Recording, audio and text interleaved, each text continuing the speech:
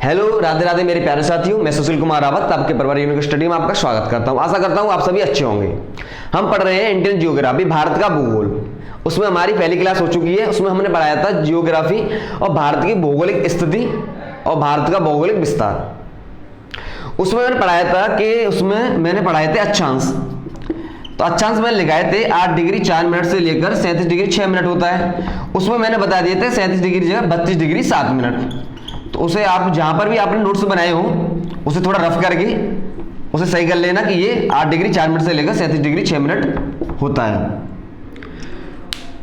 तो हमने पहली क्लास में हमने भारत की भौगोलिक स्थिति, भारत की भौगोलिक विस्तार देख रहे थे। तो थोड़ा पहली क्लास का रिवीजन कर लेते हैं और इस दूसरी क्लास को आगे बढ़ाते हुए भारत की भौगोलिक स्थिति और भारत का भौगोलिक विस्तार समझ लेते हैं और इस क्लास को थोड़ा वही खत्म करते हैं। भारत की भौगोलिक स्थिति और भारत का भौगोलिक विस्तार कैसा होता है। तो हमने पहली क्लास का थोड़ा रिवीजन कर लिया। तो हमने पहली क्लास में पढ़ाया था कि भारत के पहली क्लास में हमने पढ़ाया था कि जियोग्राफी 2 शब्दों से मिलकर बनी होती है।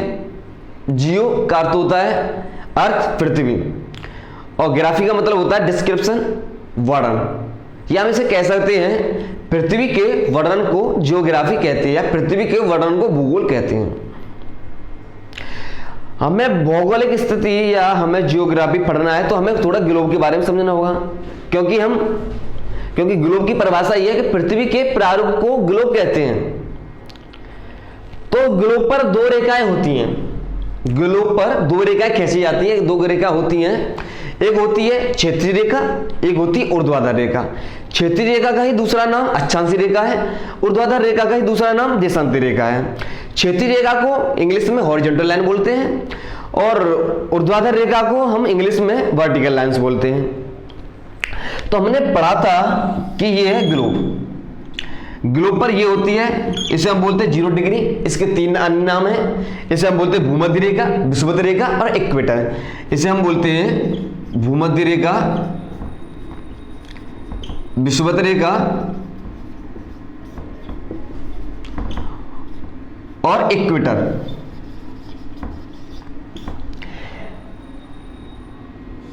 इसके एक ऊपर लाइन खींची रहती है, वो होती है 23.5 डिग्री। इसे बोलते हैं हम कर्क रेखा। इसके नीचे 23.5 डिग्री पर एक लाइन है, उससे बोलते हैं हम मकर रेखा। हमारा भारत यहां पर है, तो भारत बना लेते हैं, टेढ़ा सीधा कैसा भी बनाओ। ये है मुख्य बिंदु, ये है मेन सेंटर। यहां से ये भारत की ये है 8 डिग्री 4 मिनट, क्योंकि भाई ये 0 डिग्री है। यहाँ पर 1 डिग्री 2 डिग्री 3 डिग्री ऐसे यहाँ पर ये होता है 8 डिग्री 4 मिनट। और ये है इसका 37 डिग्री 6 मिनट। अब हमें किसी ने पूछ लिया कि हमारा पृथ्वी भूसौर, हमारा भारत कौन से ग्लोब पर है। तो हमारा भारत भाई ये तो हो गया उत्तरी गोलार्ध, ये हो गया दक्षिणी गोलार्ध। ऐसे ऐलान कीजिए, ये है पूरब, ये पश्चिम। इसमें देख लेते हैं, ये उत्तर हो गया, ये हो गया दक्षिण, ये हो गया पूरब, ये हो गया पश्चिम। तो हमारा भारत कहाँ है? यहां पर है। तो हम कह सकते हैं कि हमारा भारत उत्तर पूर्वी गोलार्ध में है। ये एग्जाम में आ भी गया है कि हमारा भारत कहाँ है। तो हमारा भारत उत्तर पूर्व गोलार्ध में है। ये नोट में लिख लेना कि हमारा भारत कहाँ है। हमारा भारत उत्तर पूर्वी गोलार्ध में है। अब हमने यहां पर पढ़ी थी कि ये होती है, यहां पर जो लाइन है, जैसे कि ये ग्लोब है, यहां पर जो ये लाइन है, ये कौन सी रेखा है? ये है क्षेत्रीय रेखा।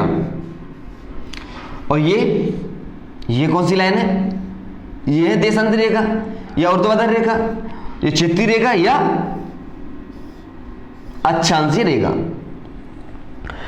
तो हमेशा 2 क्षेत्रीय रेखाओं की दूरी, बीच की दूरी हमेशा समान रहती है। 2 क्षेत्रीय रेखाओं के बीच की दूरी हमेशा समान होती है, पर ऐसा देशांतर में नहीं है। 2 देशांतरों की बीच की दूरी हमेशा समान नहीं रहती है। 2 देशांतरों के बीच की दूरी हमेशा समान नहीं रहती है, परंतु 2 क्षेत्रीय रेखाओं के बीच की दूरी हमेशा समान रहती है। ये हमारी देखो ये ग्लोब, ये देखो ये हमारी है देशांतरी रेखा। ये कौन सी रेखा है? ये है देशांतरीय रेखा। एक ये ग्लोब बना लेते हैं। ये हमारी कौन सी रेखा है? ये हमारी क्षेत्रीय रेखा, ऐसे हम अक्षांशीय रेखा बोलते हैं। ये हमारी कौन सी रेखा है? ये क्षेत्रीय रेखा है। अब आप यहां पर भी देख लीजिए कि ये क्षेत्रीय रेखा या क्षेत्रीय रेखा, इनके बीच की दूरी हमेशा समान होती है। यहां पर देख लीजिए, यहां पर देख लीजिए, इनकी बीच की दूरी हमेशा समान रहती है। पर ऐसा देशांतर रेखा में नहीं है। यहां पर जो होती है विषुवत रेखा पर तो समान रहती है देशांतर रेखाओं के बीच की दूरी, परंतु ध्रुव पर मिलने पर ये कम हो जाती है, शून्य हो जाती है। यहाँ पर ये ज्यादा, यहाँ पर ज्यादा, ये कम होती गई यहाँ पर जो शून्य हो जाती है। तो हम इसे कह सकते हैं कि दो देशांतरों के बीच की दूरी विषुवत रेखा पर तो ज्यादा होती है, पर अक्षांशों पर, वो ध्रुवों पर कम होती है, परंतु क्षेत्रीय रेखाओं की बीच की दूरी हमेशा समान रहती है। तो क्षेत्रीय रेखाओं की बीच की दूरी हमेशा समान रहती है, परंतु देशांतर रेखाओं में ऐसा नहीं है। देशांतर रेखाओं की बीच की दूरी ध्रुवों पर शून्य और विषुवत रेखा पर सबसे ज्यादा होती है। वैसे दो अक्षांशों के बीच की दूरी, दो अक्षांशों के बीच की दूरी 1 से 11 किलोमीटर होती है।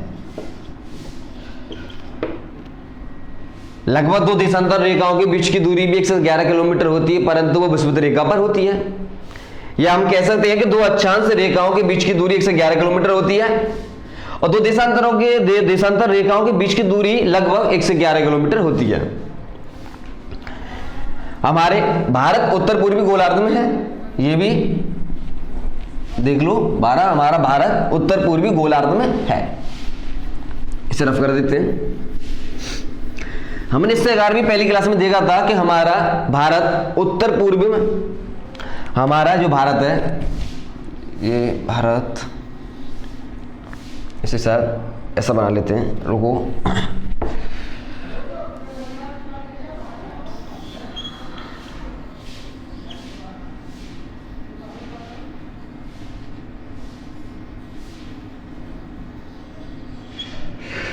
भारत यहां पर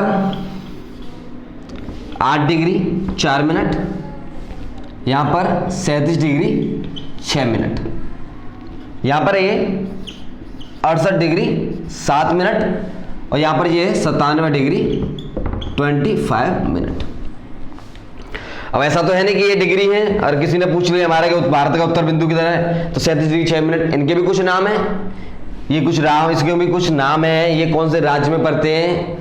ऐसा तो है नहीं कि मतलब किसी ने पूछ लेगा भाई भारत उत्तर बिंदु कहाँ है, कि भारत उत्तर बिंदु है भाई 37 डिग्री 6 मिनट, यही नहीं पता किस राज्य में है, कौन सी जगह है, क्या नाम है उसका, ऐसा तो है नहीं। तो इनके भी कुछ नाम है, उन नामों को हम देखते हैं इनके क्या नाम है। इसे बोलते हैं भारत का दक्षिण बिंदु, इसे बोलते हैं भारत का पश्चिम बिंदु, ये है भारत का पूर्वी बिंदु और ये है भारत का उत्तरी बिंदु। ये उत्तरी बिंदु है जम्मू कश्मीर में। ये कहाँ है? ये जम्मू कश्मीर में। ये कहाँ है? ये है गुजरात में। ये कहाँ? ये है तमिलनाडु में। और ये कहाँ है? ये है अरुणाचल प्रदेश में। भारत का उत्तर बिंदु कहाँ है? जम्मू कश्मीर। भारत का पश्चिम बिंदु कहाँ है? गुजरात में। भारत का दक्षिण बिंदु कहाँ है? तमिलनाडु में। और भारत का पूर्वी बिंदु कहाँ है? अरुणाचल प्रदेश में। अब इनके राज्यों को पता चल गया कि भारत उत्तर बिंदु कहाँ भाई? जम्मू कश्मीर में। भारत का पश्चिम बिंदु कहाँ है? गुजरात में। भारत का पूर्वी बिंदु कहाँ है? अरुणाचल प्रदेश में। और भारत का उत्तर बिंदु कहाँ है? वो दक्षिण बिंदु कहाँ है? तमिलनाडु में। अब इनके भी कुछ नाम है, उन नामों को देख लेते हैं। जो भारत का पश्चिम बिंदु है, ये गुजरात में, इसका नाम है गौर माता।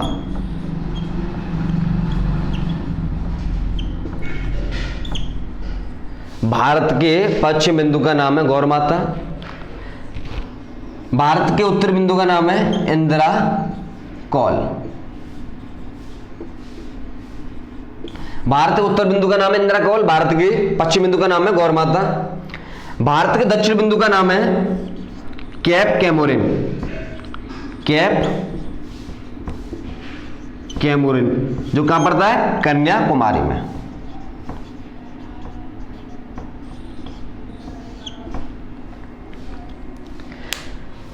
भारत का दक्षिण बिंदु है तमिलनाडु पड़ता है, वो भी कहां? तो कन्याकुमारी। इसका नाम क्या है? Cap Comorin. भारत का पश्चिम बिंदु गौर माता गुजरात में, और भारत का पूर्व बिंदु या अरुणाचल प्रदेश में, इसका नाम है केबिदु। केबिदु। भारत का उत्तर बिंदु इंदिराकोल, दक्षिण बिंदु कैप कैमोरिन कन्याकुमारी, भारत का पूर्व बिंदु है तुम्हारा केबिदु, और भारत का पश्चिम बिंदु गौर माता। ये गुजरात में, ये अरुणाचल प्रदेश में, ये जम्मू कश्मीर में, ये तमिलनाडु में। भारत के इधर है, यहां पर ये हिमालय,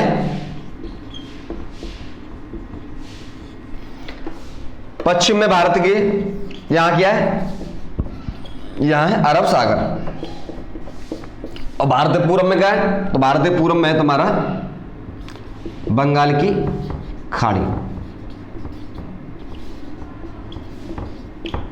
भारत पूर्व बंद में क्या? भारत पूर्व में है बंगाल की खाड़ी। ये होगी भारत की मुख्य भूमि। भारत के कुछ द्वीप भी हैं। एक द्वीप होगा तो आप उसे द्वीप बोलोगे, दो द्वीप होगा उसे भी आप द्वीप बोल सकते हो, परंतु अगर 3-4 ग्रुप द्वीपों से ज्यादा होगा तो उसे आप बोलोगे ये द्वीप समूह। तो यहाँ पर ये भारत के बंगाली खाड़ी में कुछ द्वीप समूह है, उनका नाम है अंडमान निकोबार द्वीप समूह। उनका क्या नाम? उनका नाम है अंडमान निकोबार द्वीप समूह। यहां पर है अंडमान निकोबार द्वीप समूह। इनके अलग अलग नाम भी हैं, उन्हें देखते हैं। इन्हें पूरे को बोलते हैं अंडमान निकोबार द्वीप समूह। अगर किसी ने पूछ लिया भारत की मुख्य भूमि का दक्षिण बिंदु किधर है, तो भारत की मुख्य भूमि का दक्षिण बिंदु है तुम्हारा तमिलनाडु, कैप कैमोरिन कन्याकुमारी, तमिलनाडु में। अगर किसी ने पूछ लिया भारत का दक्षिणतम बिंदु कहां है, तो भारत का दक्षिणतम बिंदु है तुम्हारा ग्रेट निकोबार में, उसका नाम है इंदिरा पॉइंट।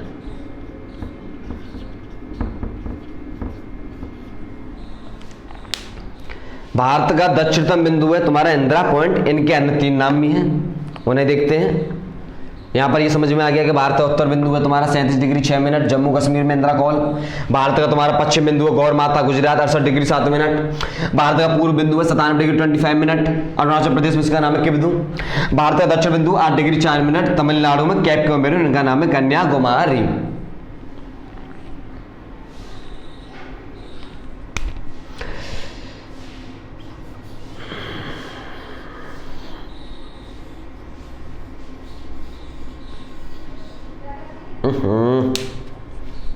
कब बनना सीखेंगे भाई। चलो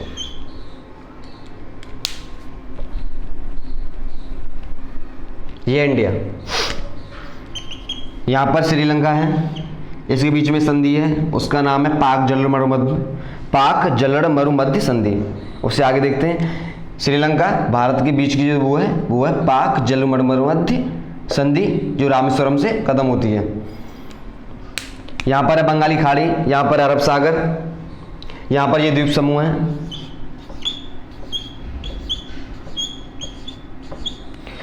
एग्जाम में ये बार बार पूछा जाता है आपको गुमराह करने के लिए कि भारत का दक्षिण बिंदु कहां है। तो भारत का दक्षिण बिंदु तो 8 डिग्री 4 मिनट है, पर वहां पर ये लिख देता है भारत का दक्षिणतम बिंदु कहां है। कुछ लोग 8 डिग्री 4 मिनट पर निशान लगाए जाते हैं भाई कि भारत का दक्षिण बिंदु कहां है, दक्षिणतम बिंदु कहां है। दक्षिणतम बिंदु भी 8 डिग्री 4 मिनट होगा, क्योंकि दक्षिण में सबसे पहले तमिलनाडु राज्य पड़ता है। पर ऐसा नहीं है, क्योंकि भारत का दक्षिणतम बिंदु है तुम्हारा इंदिरा पॉइंट। अगर मुख्य भूमि की बात की है तो दक्षिण बिंदु तो तुम्हारा तमिलनाडु में आता है, पर भाई ये भी तो भारत का हिस्सा है। तो यहां पर भारत का दक्षिणतम बिंदु क्या है, तो भारत का दक्षिणतम बिंदु है इंदिरा पॉइंट। इनके भी कुछ अलग अलग नाम है, वैसे तो इनका पूरे बोलते हैं अंडमान निकोबार द्वीप समूह।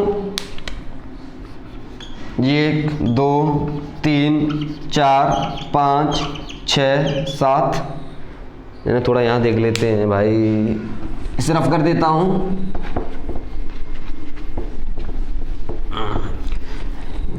भारत का ही हिस्सा है अंडमान निकोबार द्वीप समूह, उसमें 7 द्वीपें हैं। वैसे पूरे द्वीप का नाम है अंडमान निकोबार द्वीप समूह, क्योंकि भाई एक से ज़्यादा कोई द्वीप होता है तो उन्हें समूह में लिख देते हैं। तो ये तो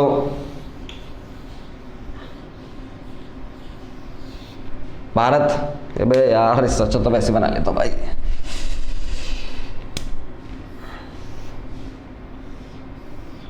ये भारत,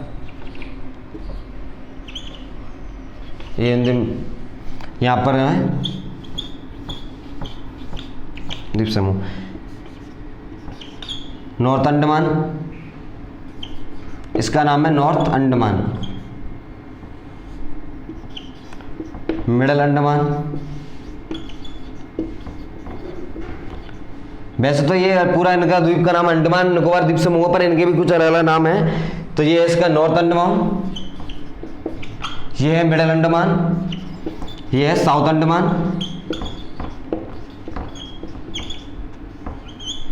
और ये है तुम्हारा लिटिल अंडमान।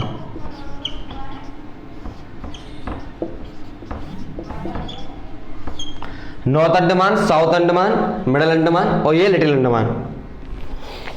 इसका नाम है कार निकोबार, लिटिल निकोबार,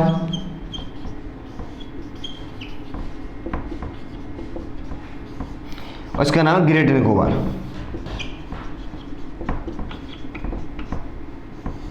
तो भारत का दक्षिण बिंदु तो यहां है तमिलनाडु में, पर भारत का दक्षिणतम बिंदु है ग्रेट निकोबार में।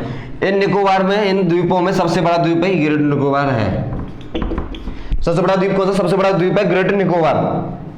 इसी पर ही भारत का दक्षिणतम बिंदु है, यही भारत का दक्षिणतम बिंदु है। इनके नाम है इंदिरा पॉइंट। दूसरी ले लेता हूं भाई, इंदिरा, इनके नाम इंदिरा पॉइंट। इनके अन्य नाम भी हैं पिगमिलियन, पार्सेन और लाइचिंग। इनके अन्य नाम है पिगमिलियन, पार्सेन और ये लाइचिंग। अब किसी ने पूछ लिया भाई कि भारत का दक्षिणतम बिंदु का नाम क्या है, ऑप्शन में ये नहीं आया इंदिरा पॉइंट। इनमें में से एक आ गया कि भाई भारत का दक्षिणतम बिंदु क्या है, गौर माता है या किबिदु है या इंद्रकोल है या तुम्हारा लाइचिंग है। आपको उसमें नहीं आया, इंदिरा पॉइंट है। तो इनकी अन्य नाम है, इंदिरा पॉइंट के अन्य नाम है पिगमिलियन। ये एग्जाम में बहुत बार बार पूछा जाता है, क्योंकि ये घुमाने के लिए ये ऑप्शन जरूर दे देते हैं। इसे ऑप्शन को नहीं देते, इन्हें पता है भाई इंदिरा पॉइंट है दक्षिणतम बिंदु, पर इन्हें ज्यादातर लोगों को नहीं पता रहता है। तो इंदिरा पॉइंट के दक्षिणतम बिंदुओं का नाम है यही है, पिगमिलियन है, पार्सेन है और ये लाइचिंग है। पिगमिलियन है, पार्सेन है और ये लाइचिंग है। ये भारत का दक्षिणतम बिंदु है। North Andaman, middle Andaman, south Andaman, little Andaman, car Nicobar, little Nicobar और ये ग्रेट निकोबार। साउथ अंडमान और लिटिल अंडमान के बीच में एक चैनल है, और लिटिल अंडमान और कार निकोबार के बीच में चैनल है। चैनल भाई बाउंड्री है, लिटिल अंडमान और कार निकोबार के बीच में बाउंड्री है। इसका नाम है तुम्हारा 10 डिग्री चैनल। आपने सुना भी होगा भाई। लिटिल अंडमान और कार निकोबार के बीच में एक चैनल है, इसका नाम है 10 डिग्री चैनल। और साउथ अंडमान और लिटिल अंडमान के बीच में जो चैनल है उसका नाम है तुम्हारा डंकन पास।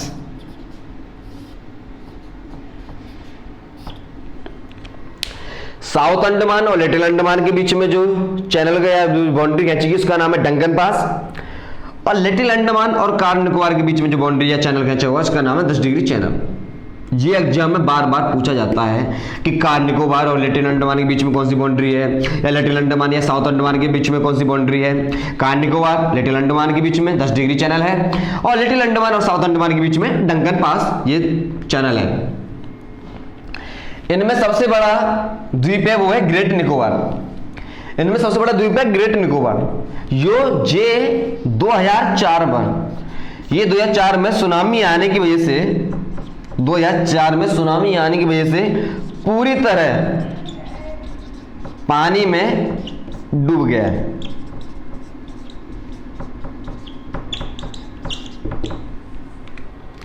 ग्रेट निकोबार सबसे बड़ा द्वीप, इनमें से ग्रेट निकोबार सबसे बड़ा है। यहीं पर एक दक्षिणतम बिंदु है, उस बिंदु का नाम है इंदिरा पॉइंट। ये पिगमिलियन, पार्सेन, लाइचिंग, ये 2004 में सुनामी में पूरी तरह पानी में डूब गया था।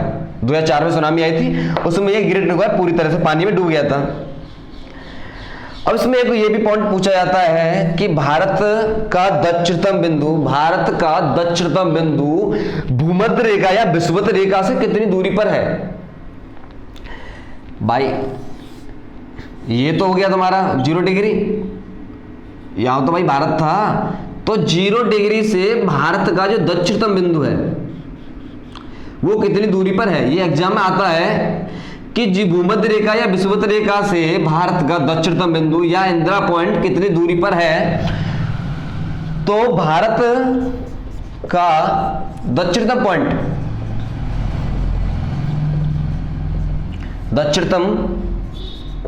पॉइंट कितना 6 डिग्री 4 मिनट, इसका नाम है इंदिरा पॉइंट। भूमध्य रेखा से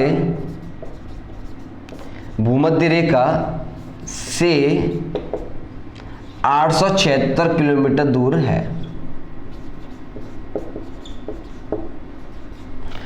876 किलोमीटर दूर है। भारत के भूमध्य रेखा से भारत का दक्षिणतम बिंदु 876 किलोमीटर है। यह एग्जाम में पूछा जाता है। भारत का उत्तरी बिंदु से यहां पर अपने अंडमान निकोबार द्वीप समूह, पूरे भारत में 2 ही ज्वालामुखी हैं। पूरे भारत में 2 ही ज्वालामुखी हैं, जो कहां पर है, वो है तुम्हारे अंडमान निकोबार द्वीप समूह पर। उसमें से एक सुषुप्त ज्वालामुखी है और एक सक्रिय ज्वालामुखी है। सक्रिय ज्वालामुखी वो ज्वालामुखी होते हैं, जो या तो कभी उन्होंने पहले विस्फोट किया है या आगे कभी विस्फोट कर सकते हैं, परंतु सुषुप्त ज्वालामुखी वो ज्वालामुखी होते हैं जो कभी भी विस्फोट नहीं कर सकते हैं। भारत में सिर्फ 2 ही ज्वालामुखी हैं, या ये पूछा जाए भारत में कितने सक्रिय ज्वालामुखी हैं, तो सक्रिय ज्वालामुखी तो सिर्फ एक है, और सक्रिय ज्वालामुखी सिर्फ एक है, उसका नाम है तुम्हारा बैरन ज्वालामुखी या बैरन द्वीप। बैरन द्वीप, भारत का सिर्फ एक ही ज्वालामुखी है, उसका नाम है बैरन द्वीप सक्रिय ज्वालामुखी। और एक ही तुम्हारा सुषुप्त या सुस्त ज्वालामुखी है, उसका नाम है तुम्हारा नारकोंडम ज्वालामुखी।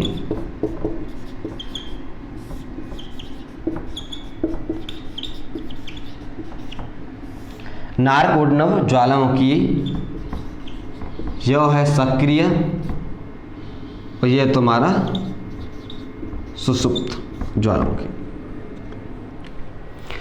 यह है हमारा भारत का भौगोलिक स्थिति, भारत का भौगोलिक विस्तार। ये क्लास हमने यहां पर करा दी, इसका थोड़ा और भी रिवीजन कर लेते हैं कि भारत का उत्तर बिंदु कहां है। भारत का उत्तर बिंदु है तुम्हारा 37 डिग्री 6 मिनट। भारत का दक्षिण बिंदु है 8 डिग्री 4 मिनट पर। भारत का दक्षिणतम बिंदु है 6 डिग्री 4 मिनट। भारत का पूर्व बिंदु है तुम्हारा 57 डिग्री 25 मिनट, और तुम्हारा भारत का पश्चिमतम बिंदु है 68 डिग्री 7 मिनट। भारत के पश्चिम बिंदु को गुहार मोती या गौर माता कहते हैं। भारत के पूर्व बिंदु को तुम्हारा किबिदु कहते हैं, जो अरुणाचल प्रदेश में। भारत का पश्चिम बिंदु गौर माता वो तुम्हारा गुजरात में। भारत का उत्तर बिंदु तुम्हारा इंदिरा कौल जो जम्मू कश्मीर में है। और भारत का तुम्हारा दक्षिण बिंदु वो है तुम्हारा तमिलनाडु में, कन्याकुमारी में, कैप कैमोरिन। भारत का दक्षिणतम बिंदु, अब भारत का दक्षिण और मुख्य भूमि की पूछी जाए तो भारत का दक्षिण बिंदु तुम्हारा है तुम्हारा कन्याकुमारी में। पर भारत का दक्षिणतम बिंदु पूछा जाता वो है 6 degree 4 minute car Nicobar, great Nicobar या कार निकोबार, सबसे बड़ा जो ग्रेट निकोबार है उससे बड़ी द्वीप समूह में, जिसकी भूमध्य रेखा से दूरी है 876 किलोमीटर। 2 क्षैतिज रेखाओं के बीच की दूरी 111 किलोमीटर होती है, जो हमेशा समान होती है, पर देशांतर रेखाओं के बीच की दूरी हमेशा समान नहीं रहती है। लिटिल अंडमान, भाई लिटिल अंडमान और साउथ अंडमान के बीच के जो चैनल को कहते हैं डंगर पास, और लिटिल अंडमान और कार निकोबार के बीच के चैनल को कहते हैं 10 डिग्री चैनल, और लिटिल अंडमान साउथ अंडमान के बीच के चैनल को कहते हैं तुम्हारे डंगर पास।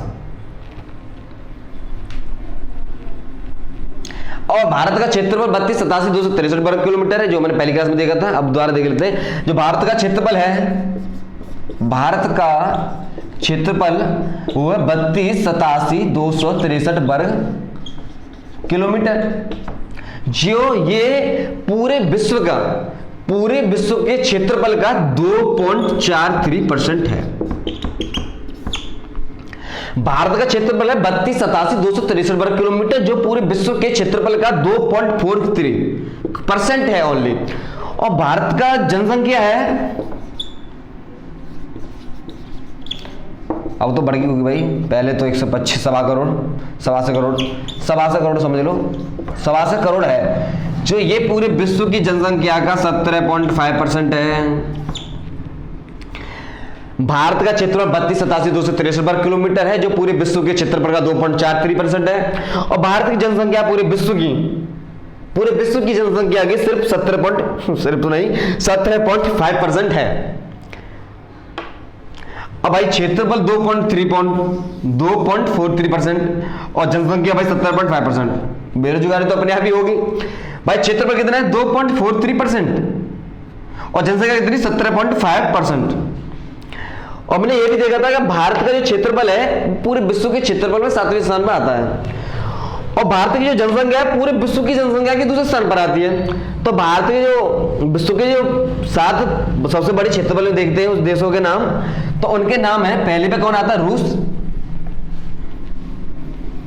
पहले पे देख लेते हैं भारत क्षेत्र, विश्व में रिवीजन कर लेते हैं, विश्व में 7 सबसे बड़े क्षेत्रफल वाले देश।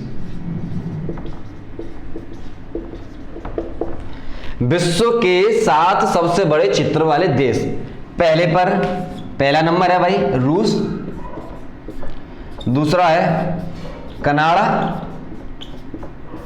तीसरा अमेरिका, 4th नंबर पे तुम्हारा चीन, 5 नंबर पे तुम्हारा ब्राजील, 6 नंबर पे तुम्हारा ऑस्ट्रेलिया और 7th नंबर पे अपना इंडिया भारत, और 8वें नंबर पे तुम्हारा अंटार्कटिका। भाई सभी 7 देश तो याद कर लेते हैं, अपना भारत 7वें स्थान पर है। पर अगर किसी ने पूछ लिया कि भारत विश्व में 7 सबसे बड़े देश, तो पूछ याद है तुम्हें, तो किसी ने पूछ लिया भाई भारत के बाद में क्षेत्रफल में विश्व में सबसे बड़ा देश कौन सा आता है, भाई 7 तो तुमने याद कर लिए कि पहले पर रूस, दूसरे पे कनाडा, तीसरे पे अमेरिका, चौथे पे चीन, 5वें ब्राजील, 6वें ऑस्ट्रेलिया, 7वें भारत।